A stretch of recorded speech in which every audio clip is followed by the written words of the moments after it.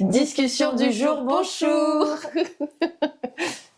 Bon, alors, j'avais déjà mis une photo en story qui a fait pas mal réagir sur la radio de mon dos. On peut admirer avec toute son arthrose. Oui, et puis ma légère scoliose traumatique, hein, que c'est pas du tout de naissance ni de, voilà, j'avais un dos normal étant petite.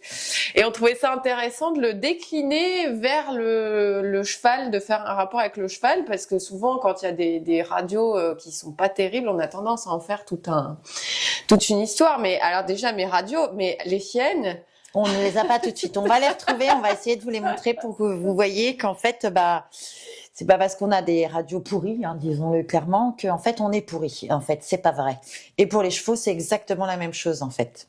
Oui, c'est clair. Ça me fait penser à Poké ma jument, quand on l'a emmenée à la clinique.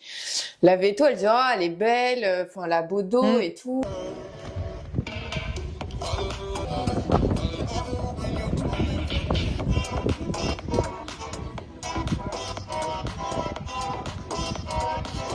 Mais elle faisait du concours et tout. Après, on sentait bien qu'il y avait un truc. C'est pour ça qu'on, justement, on allait investiguer. Mais quand on a vu les radios, mais... Même la Veto, elle a été sur le cul en fait. C'est parce que c'était comparé à la clinique qui était plutôt bonne, où la jument avait du dos, travaillait plutôt bien avec ses défauts et machin. Dos et tout, il y avait pas de douleur. C'était et puis avec ses défauts, elle a tendance à se traverser. Mais par contre, même la Veto, elle disait mais il y a un monde. On dirait que c'est pas le même cheval entre ce qu'on voit aux radios et ce qu'on voit aux visites cliniques. Comment elle se déplace et tout ça, ça n'avait rien à voir avec la radio. Donc comme quoi en fait, c'est pas parce qu'on a des radios qui sont catastrophiques, bourrées d'arthrose et de choses comme ça, qu'on peut pas en fait avoir une vie normale ou une vie de sportif. Voilà. C'est ça, en fait, ce qui est le plus important, c'est vraiment la gestion qu'on a de ça. Quotidienne de ça. Parce que nous, personnellement, si on écoute la médecine, déjà, on se bourrerait de médocs tout le temps, qui nous détraquerait l'estomac, tout le système digestif et tout. Et en plus, on ferait rien de ce qu'on fait. Et en fait, non, c'est juste qu'on a décidé que en fait c'est pas ça qui allait décider pour nous arrêter. Nous arrêter et en fait le plus important c'est le mental et d'ailleurs il y a des reportages et tout ça sur la capacité du mental à prendre le dessus sur tout ça et même à régénérer le corps. Et combien il y a d'histoires comme ça. Il y a un documentaire qui s'appelle du coup c'est un regroupement de témoignages de gens qui étaient handicapés et qui par la visualisation en fait visualiser par exemple quelqu'un qui avait la colonne vertébrale HS et qui devait être en fauteuil roulant toute sa vie et tous les jours il y avait cet exercice de visualisation, respiration, tout ça. Enfin il y a tout un il voyait un jour qui marcherait, qui courrait et qu'en fait alors que tout le monde l'avait condamné. Mais même plus loin que ça, il avait poussé le truc plus loin, c'est que il visualisait en fait la moelle épinière et les vertèbres qui se reconstituaient. Il y avait tout un truc comme ça et il a remarché quoi. Alors après on y croit pas, mais toujours est-il que la force mentale elle a quand même un rôle très important là-dedans et des chevaux même encore si on prend l'exemple de d'Olia. Coucou Maureen, d'Olia qui avait quand même beaucoup de pathologies articulaires osseuses et en fait par le mental et par une gestion équilibrée avec une équipe c'est quasiment comme si de rien n'était. Enfin il est reparti et lui aussi avait des barrières mentales au départ, tu te rappelles? Oui. Il a fallu la péter la barrière mentale. Faut aller derrière la barrière mentale, il ose pas et tout et puis jusqu'au jour où il a explosé en l'air dans tous les sens.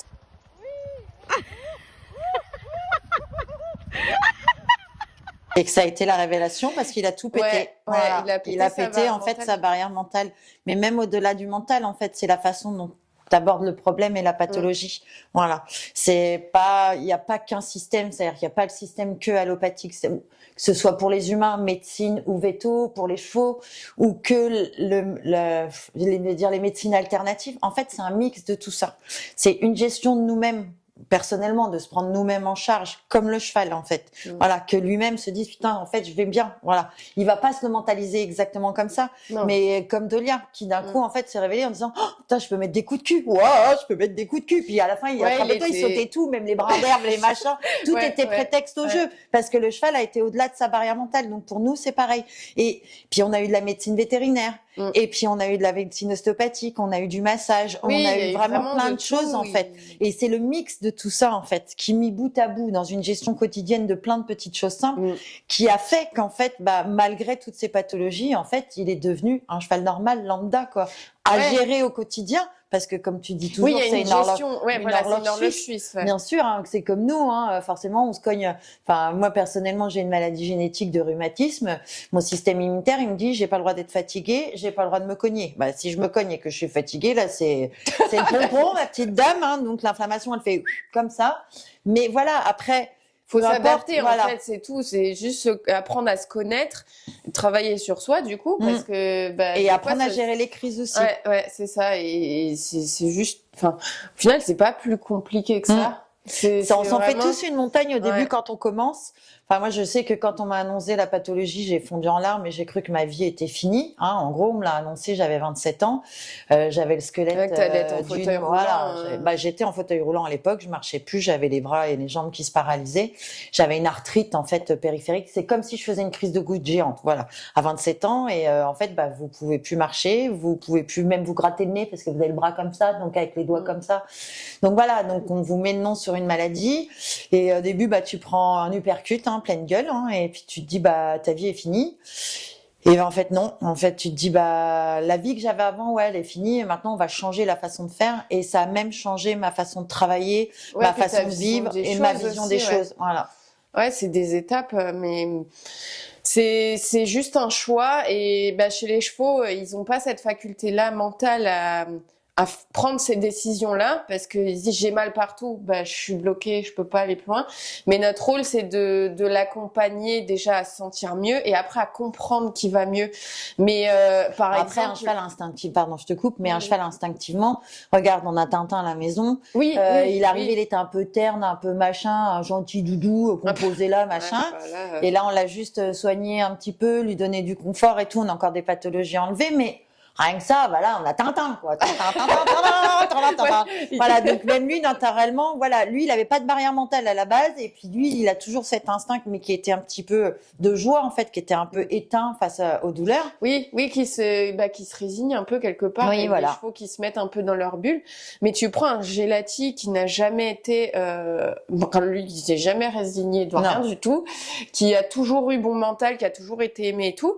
Il a des pathologies, mais je pense que, ce qu'il a, franchement, beaucoup de chevaux se seraient déjà laissés mourir parce qu'il a dû faire face à des douleurs, mais incommensurables. Et il vit complètement normalement.